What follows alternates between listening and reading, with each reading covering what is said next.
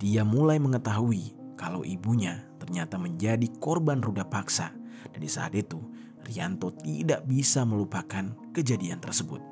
Halo Sobat Pena, apa kabar hari ini? Assalamualaikum warahmatullahi wabarakatuh. Hari ini kita akan kembali membahas kejadian-kejadian yang menyeramkan, kisah nyata yang terjadi di muka bumi ini. Kisah yang akan kita ceritakan kali ini terjadi di salah satu daerah yang ada di Jawa Timur. Cerita ini dimulai ketika seorang anak memendam rasa sakit hatinya atas kejadian ruda paksa yang dialami oleh sang ibu, yang kebetulan pelakunya adalah tetangganya sendiri. Insiden tragis ini terjadi ketika anak tersebut masih duduk di sekolah dasar, dan yang membuat anak ini kecewa adalah pelaku tidak ditahan, alias kasus ini dihentikan setelah antara pelaku dan ibu dari si anak itu memilih untuk damai. Meskipun masalah ini sudah damai, tetapi peristiwa tersebut terus menghantui pikiran si anak. Sepanjang hidupnya, dia menyimpan rasa sakit hati dan dendam.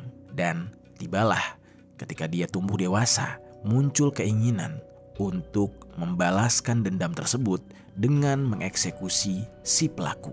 Kejadian ini sebenarnya sudah lama terjadi, yaitu sekitar tahun 2019. Namun, kasus ini sangat menarik untuk kita bahas karena mengandung banyak pelajaran yang harus kita terapkan di dalam kehidupan. Bagaimana cerita selengkapnya? Langsung saja kita bahas di Kata Pena.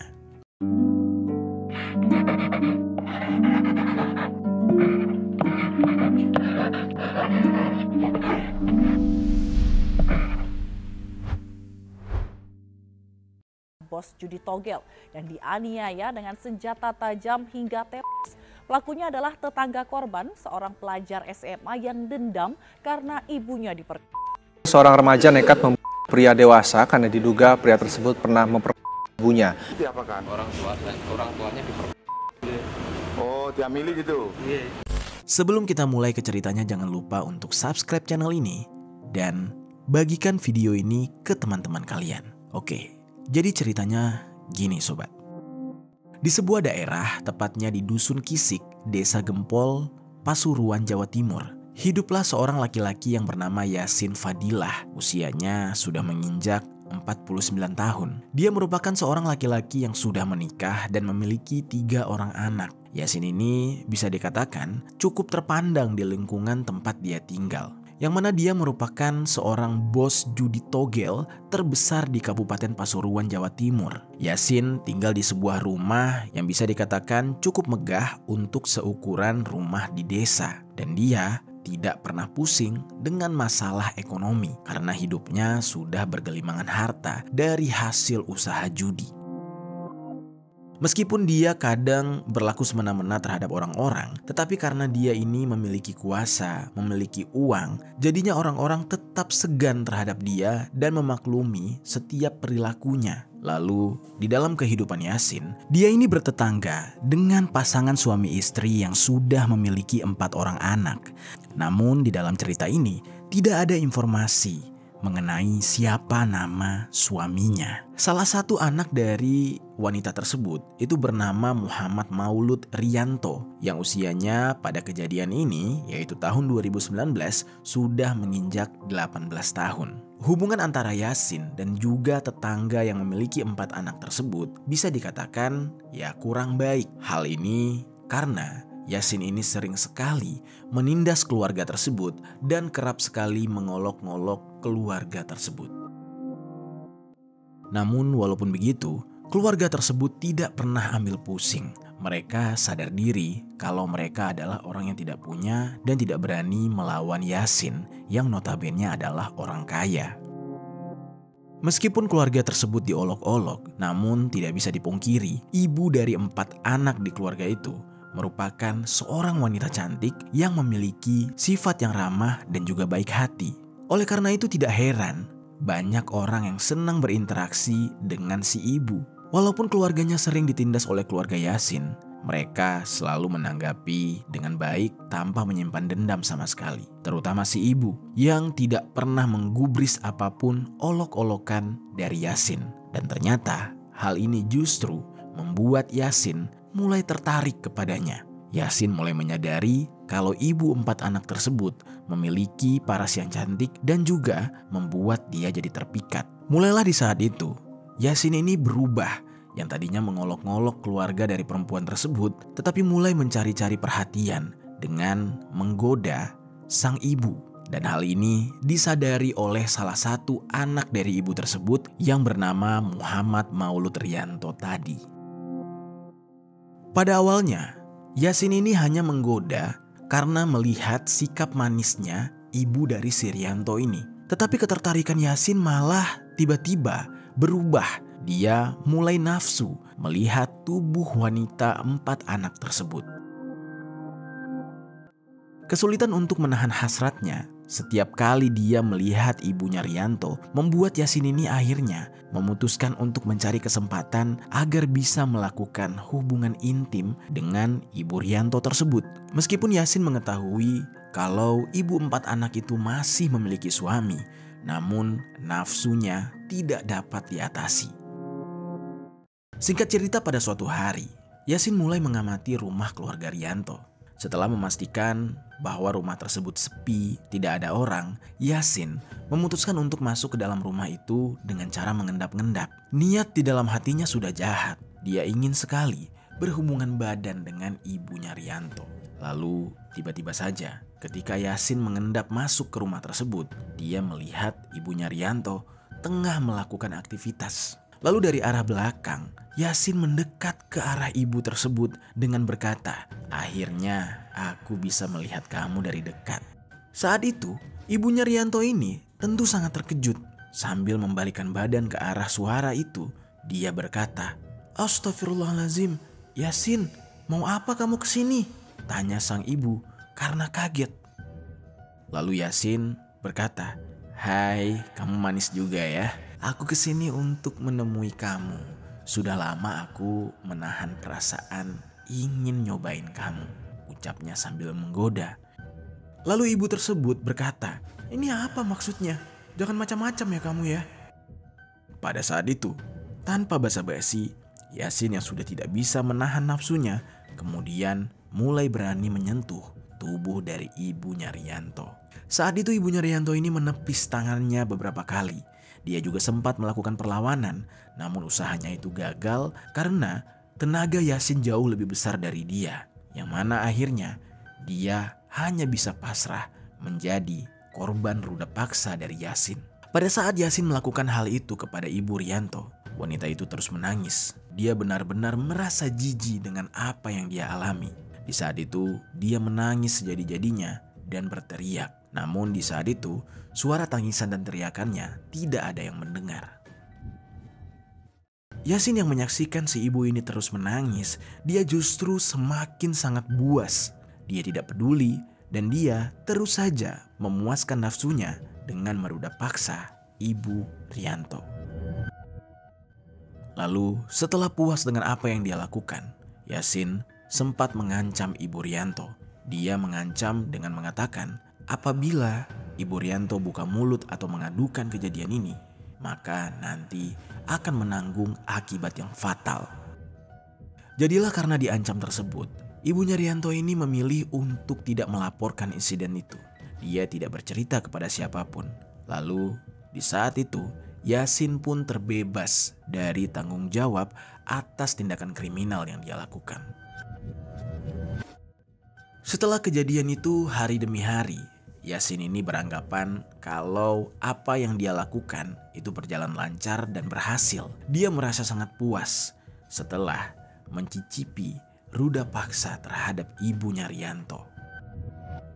Namun sobat, karena ibunya Rianto ini memilih diam, ternyata ini justru membuat Yasin merasa kalau ibunya Rianto itu ketagihan berhubungan badan dengannya. Dia beranggapan ibunya Rianto ini tidak mengadu ke siapapun karena suka melakukan hubungan itu dengan dia. Jadinya Yasin mengulang aksi bejatnya itu sebanyak beberapa kali di saat kondisi rumah Rianto sedang sepi. Namun karena kejadian ini sudah sering terjadi, ibunya Rianto seiring berjalannya waktu mulai sangat ketakutan.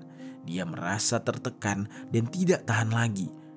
Akhirnya dia menceritakan semua penderitaannya ini. Pada awalnya dia tidak berani menceritakan hal ini kepada keluarganya, tetapi dia lebih memilih untuk melaporkan kejadian ini ke ketua RT setempat. Laporan itu kemudian diterima dan ditindaklanjuti oleh ketua RT. Di saat itu Yasin mengetahui kalau kelakuan bejatnya sudah dilaporkan. Dia di saat itu merasa sangat panik dan dia tahu kalau dia akan berurusan dengan hukum. Namun dia tidak bisa terima kalau dia dilaporkan karena ini sangat memalukan. Saat itu dia berpikir bagaimanapun caranya dia harus bisa menang atas kasus ini. Jangan sampai dia berurusan dengan polisi dan dipenjara. Lalu Yasin pun mendatangi kediaman RT. Di sana Yasin ini meminta agar masalahnya tidak dibawa ke jalur hukum. Dan dia bermohon kepada ketua RT untuk masalahnya ini bisa dimusyawarahkan dan dicarikan jalan damai. Pada saat itu entah apa yang difikirkan oleh ketua RT. Ketua RT ini malah mengiyakan keinginan Yasin. Entah ketua RT ini sudah menerima sedikit uang dari Yasin atau justru karena takut Yasin ini adalah orang besar yang beruang. Namun di dalam kejadian ini ketua RT mengupayakan jalan damai dengan si korban. Pada saat peristiwa ini terjadi sobat, Rianto itu masih kecil. Dia baru saja duduk di bangku sekolah dasar dan dia mulai mengetahui kalau ibunya ternyata menjadi korban ruda paksa.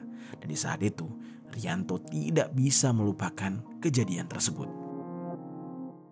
Di dalam ingatan Rianto, dia sempat melihat ketua RT setempat dan juga warga datang ke rumahnya untuk bermusyawarah agar kasus ruda paksa yang dialami oleh ibunya itu diselesaikan secara damai. Di saat musyawarah dengan warga, sebenarnya ibunya Rianto serta ayahnya itu tidak menerima mereka harus mengambil jalan damai. Karena pihak keluarga dari Rianto ini menginginkan Yasin itu dibawa ke pihak yang berwajib dan harus mempertanggungjawabkan semua perbuatannya. Namun di saat itu kekuatan uang dan juga nama besar Yasin tidak bisa dikalahkan oleh siapapun di desa tersebut. Dibandingkan dengan keluarga Rianto, mereka gak ada apa-apanya. Jadilah atas kekuatannya tersebut, kasus ruda paksa ini mau tidak mau harus damai. Rianto yang masih kecil melihat kedua orang tuanya menangis, merasa diinjak-injak harga dirinya. Dia tidak bisa berbuat apa-apa. Namun ternyata kejadian itu justru membekas di hatinya dan menjadi sebuah dendam yang dia pendam seumur hidupnya. Tak hanya itu, kasus ruda paksa yang dialami oleh ibunya itu juga sudah tersebar dan menggegerkan masyarakat setempat. Setelah kejadian itu, Rianto sering sekali dibully oleh teman-temannya karena ibunya merupakan korban ruda paksa. Ibunya dihina, ibunya seolah-olah dianggap sebagai wanita yang kotor. Betapa sakitnya hati Rianto. Ibunya tidak mendapatkan keadilan, dia pun harus menanggung malu atas ejekan dari teman-temannya dan juga tetangga sekitar. Jelas sudah, dendam di dalam hati Rianto benar-benar berkecamuk. Dia menanamkan niat di dalam hatinya. Suatu saat akan dia balas semua dendamnya ini. Lalu di samping itu, beberapa waktu setelah terjadinya ruda paksa, Yasin beserta keluarganya malah pergi meninggalkan desa tersebut. Sejak saat itu juga, Rianto dan keluarganya mulai mendapatkan ketenangan lagi. Orang yang membuat keluarganya ini menderita sekarang sudah pindah rumah. Yasin dan keluarganya memilih untuk pindah dari desa tersebut karena sudah merasa malu atas kasus itu. Sementara Rianto dan keluarganya bersyukur Yasin pindah dari desa itu agar mental sang ibu tidak drop karena harus bertemu dengan pelaku yang melakukan ruda paksa kepada dia. Hari-hari pun berlalu. Tahun berganti tahun, Rianto sudah merasa tenang. Dia sedikit demi sedikit mulai melupakan apa yang terjadi di masa lalu. Rasa dendam di hatinya terhadap Yasin mulai sedikit memudar. Lalu tiba-tiba di suatu ketika, di saat Rianto sudah beranjak dewasa, tepatnya di tahun 2019. Entah ada angin apa, secara tiba-tiba Yasin justru kembali ke desa tersebut. Rianto yang melihat sosok Yasin kembali ke desa itu, dengan seketika dendam yang selama ini sudah pudar kembali bergemuruh di dalam hatinya. Amarah dan emosi tidak bisa dia tahan. Dia di saat itu sudah merasa kalau dia merupakan pria dewasa yang sudah bisa membalaskan dendamnya selama ini. Dan dia tidak bisa membiarkan seseorang yang selama ini sudah merusak ibunya dan muncul lagi di hadapannya. Pada awal kedatangan Yasin, Rianto ini sedikit memendam emosinya dan mencoba untuk menerima. Namun, di saat itu, yang membuat Rianto benar-benar kesal dan marah yaitu sifat Yasin yang tidak kunjung berubah. Dia masih menjadi orang yang congkak. Dia suka mengolok-ngolok orang yang miskin, terutama mengolok keluarga Rianto. Dan hal ini benar-benar memancing Rianto menjadi lebih emosi lagi. Rianto menjadi sangat geram dan dendam lamanya timbul kembali dan ingin dia lampiaskan sesegera mungkin. Amarah yang menggebu-gebu tersebut ternyata membuat Rianto akhirnya kepikiran untuk menghabisi nyawa Yasin. Beberapa hari dia memikirkan hal tersebut dan mencoba untuk meyakinkan dirinya. Setelah hatinya yakin, dia mulai menyiapkan beberapa alat untuk melancarkan aksinya demi membalaskan dendam. Dia siapkan sebilah pisau. Pisau tersebut dia siapkan sebulan sebelum melakukan aksi eksekusi. Dia mencari pisau terbaik. Dia mencari alat-alat yang benar-benar bisa membantunya. Setelah alat-alat tersebut dirasa cukup, barulah alat tersebut yang merupakan pisau dia sembunyikan di salah satu sudut kamarnya. Selama dia merencanakan aksi eksekusi ini, Rianto selalu memantau atau mengintip kegiatan sehari-hari yang dilakukan oleh Yasin. Lalu tibalah pada suatu hari, yaitu pada Senin tanggal 16 Desember tahun 2019. Di saat itu, hari yang ditunggu-tunggu oleh Rianto pun tiba. Kondisinya, Yasin sedang pergi ke rumah kerabatnya yang tidak jauh dari tempat dia tinggal. Saat itu Yasin berniat ingin ngobrol sesuatu dengan kerabatnya tersebut. Lalu setelah beberapa saat ngobrol, ternyata di belakang itu Rianto mengintip Yasin dan menunggu Yasin pulang. Lalu pada pukul 11.00 malam saat itu Yasin sudah selesai dengan obrolannya dan akan menuju pulang. Yasin pun beranjak untuk pulang ke rumahnya dengan berjalan kaki. Namun di samping itu, ternyata Rianto yang sejak tadi sudah mengintai Yasin itu menunggu Yasin lewat di hadapannya sambil bersiap dengan motor yang dia pinjam dari temannya. Begitu Yasin keluar dari rumah kerabatnya itu dan berjalan sedikit, Rianto yang sudah siap dengan pisaunya dan mengenakan jaket, masker dan juga topi, kemudian langsung mendekati Yasin. Yasin yang sudah berjalan cukup jauh dari rumah kerabatnya, sekitar 30 menit perjalanan dan jam sudah menunjukkan pukul 11.30 malam. Tiba-tiba muncullah sepeda motor Honda Vario yang dikendarai oleh seseorang dari arah belakang. Di saat itu Yasin tidak menaruh curiga ketika pengendara motor itu semakin lama semakin dekat dengannya. Dan dia juga tidak sadar kalau pemotor tersebut seraya mengeluarkan sebilah pisau dari balik bajunya. Lalu dalam hitungan detik, pisau tersebut langsung dihujamkan ke tubuh Yasin dengan sangat cepat. Ketika itu Yasin tidak mengetahui kalau itu adalah Rianto. Ia hanya berteriak kesakitan dengan kondisi cairan merah sudah menyembur dari tubuhnya dan bersimbah di jalanan. Yasin yang di saat itu tidak tahu kalau dia bakal diserang, dia tidak sempat menangkis tikaman tersebut dan kejadian itu terjadi dalam hitungan detik. Rianto yang sudah berhasil menikam Yasin dan dia menyadari kalau Yasin sudah terluka parah, kemudian langsung tancap gas dengan sepeda motor tersebut dan menghilang dari lokasi.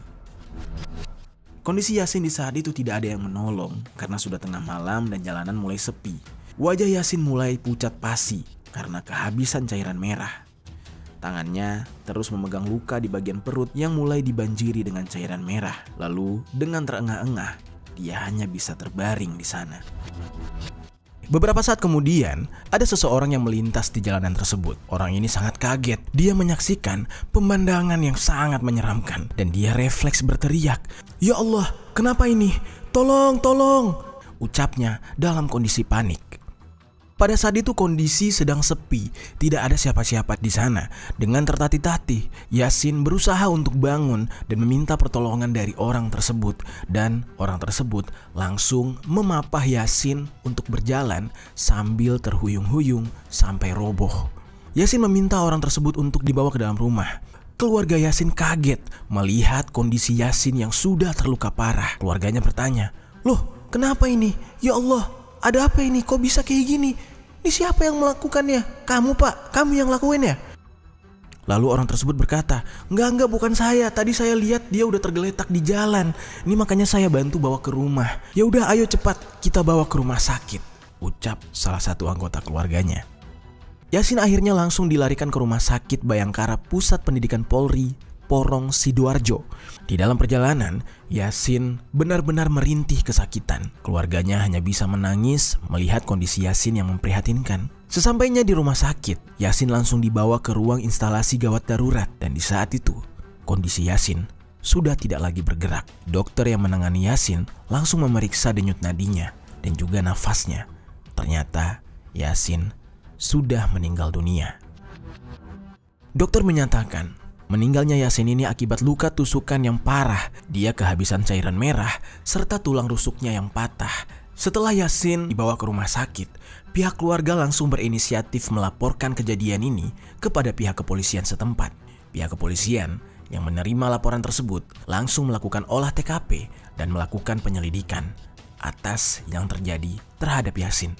Saat itu pihak kepolisian melakukan pemeriksaan dan meminta keterangan kepada sejumlah orang yang ada di daerah tersebut. Polisi mengumpulkan beberapa saksi dan setelah mendapatkan sejumlah keterangan, polisi mulai mencurigai kalau pelaku dari aksi yang kejam ini adalah salah satu tetangga dari Yasin sendiri. Di saat itu pihak kepolisian menduga pelaku ini memiliki hubungan dekat dengan Yasin. Tapi pihak kepolisian masih bingung siapa tetangga yang cukup dekat dengan Yasin. Namun dari keterangan beberapa saksi dikatakan kalau orang itu adalah Rianto. Yang mana Rianto ini memang sering terlibat konflik dengan Yasin. Dan konfliknya itu ya bahkan sudah sejak lama. Mendapati laporan tersebut, polisi segera memfokuskan upaya untuk menyelidiki hubungan antara Yasin dengan Rianto. Polisi di saat itu mencoba mendatangi kediaman Rianto untuk mendapatkan keterangan. Ketika polisi sampai di rumah Rianto, polisi menemukan rumah itu kosong dan terkunci. Pada saat itu, pihak kepolisian langsung merasa curiga dan mengindikasikan bahwa Rianto kemungkinan memang pelakunya dan sudah melarikan diri. Sementara itu, Rianto memang merasa kalau dia sedang di dalam bahaya. Atas aksinya tersebut, dia tidak mau ketahuan, lantas dia melarikan diri dan sembunyi di sebuah rumah kosong. Selama dia bersembunyi, dia meminta uang kepada adiknya untuk biaya makan sehari-hari. Bahkan tak hanya itu, setelah menerima sejumlah uang, Rianto sempat menghubungi seorang teman dan meminta temannya itu untuk mengantarkan dia ke terminal bis di Ngoro. Rencananya dia ingin melarikan diri lebih jauh lagi. Pada saat itu, temannya yang tidak tahu apa-apa mengenai hal yang sedang dihadapi Rianto mengiyakan permintaan Rianto dan mengantarkannya ke terminal. Namun setelah tiba di terminal, Rianto pun langsung naik bis menuju ke Mojokerto. Ketika di bis itu, Rianto sempat merasakan ada hal yang aneh. Dia merasa tidak enak hati dan merasa tidak aman berada di bis. Lalu oleh karena itu, dia memutuskan untuk melanjutkan perjalanan lagi, naik bis lagi, tapi menuju ke Kediri. Tanpa disadari oleh Rianto di saat itu, sebenarnya pihak kepolisian dari berbagai wilayah sudah berkoordinasi untuk memantau pergerakannya. Lalu, tidak lama setelah Rianto meninggalkan Mojokerto, polisi berhasil mendeteksi posisi Rianto dan berhasil menangkap Rianto. Di saat itu Rianto tidak bisa melawan. Dia ditangkap dengan tenang, dia menyerah, dan segera dibawa ke kantor polisi yang ada di Pasuruan. Di sana, dia diinterogasi untuk mendapatkan keterangan lebih lanjut atas motif sebenarnya mengapa dia melakukan aksi eksekusi kejam tersebut. Pada awalnya Rianto ini tidak mau menceritakan motif sebenarnya, mungkin karena merasa malu, ibunya telah dinodai dan dia juga tidak bisa menceritakan hal itu kepada orang. Akhirnya motif sebenarnya baru terungkap setelah 7 bulan kemudian dalam persidangan di Pengadilan Negeri Bangil. Di saat itu Rianto mau tidak mau bercerita semuanya tentang aib yang dialami oleh ibunya. Dia sambil menangis, gemetar menceritakan rasa sakit hatinya di masa lalu karena perbuatan Yasin. Lalu setelah semuanya terang benderang, banyak orang-orang yang mengetahui kasus ini justru simpati terhadap Rianto. Banyak orang-orang yang mewajarkan bahwa perbuatan Rianto ini adalah sebuah aksi untuk menjaga kehormatan sang ibu. Lalu pada 8 Juli tahun 2020, Majelis Hakim memutuskan untuk memberikan vonis 13 tahun penjara kepada Rianto atas aksinya tersebut. Di saat itu jaksa segera mengajukan banding untuk menuntut hukuman 20 tahun penjara terhadap Rianto. Namun, Pengadilan Tinggi Surabaya pada 10 September tahun 2020 memutuskan untuk menguatkan putusan PN Bangil dengan menjatuhkan vonis 13 tahun penjara kepada Rianto, dan putusan ini kemungkinan besar dipengaruhi oleh pertimbangan yang berkaitan dengan keadilan terhadap peristiwa yang dialami oleh keluarga Rianto di masa lalu. Lalu sementara itu, jenazah Yasin sudah dipulangkan ke keluarganya dan dikuburkan dengan layak. Itu dia sobat, kisah tragis dari aksi balas dendam seorang anak yang tidak terima ibunya diruda paksa. Akhirnya ketika dewasa, dia mampu membalaskan dendamnya dengan puas hingga nyawa si pelaku pun melayang. Apa pelajaran yang bisa kita ambil dari kisah ini?